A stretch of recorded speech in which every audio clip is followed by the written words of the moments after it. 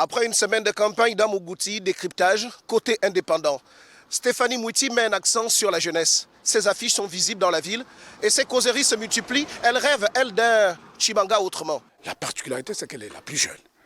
La plus jeune, elle est porteuse d'une vision un peu nouvelle. Parce qu'elle n'est pas, je veux dire, dans la politique, une espèce d'actrice de fraîche date, non. Elle y est depuis sa tendre jeunesse. On l'a vu faire ici. Et puis elle s'est caractérisée par un certain nombre, j'ai envie de dire, d'activités suffisamment bien, je veux dire, humaines, parce qu'elle vient soutenir les populations suffisamment bien meurtries. Aristide Manfoumbi et son équipe sont dans les grandes stratégies. Ils croient en Dieu et ils pensent déjà à la victoire dans quelques jours. Le 15 octobre, pendant que vous serez dans le secret de l'urne, là où personne ne peut vous mettre un fusil à la tempe, choisissez, votez Aristide Manfoumbi. Vous avez tous reçu de Dieu ce qu'on appelle le libre arbitre. C'est cette capacité de choisir ce que vous voulez.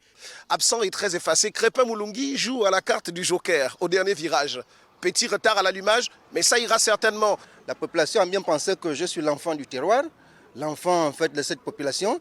Et suite au manquement, qu'ils ont constaté que j'étais la personne idéale. C'est pourquoi vous avez constaté qu'on a écrit idéal pour l'alternance. En clair, les indépendants jouent une belle partition dans cette élection 1000 suspens et ils sont 3 au total. Dans la ville de Tchibanga, nous ouvrons la page d'une nouvelle semaine décisive, riche en émotions, riche en rencontres, riche en porte-à-porte.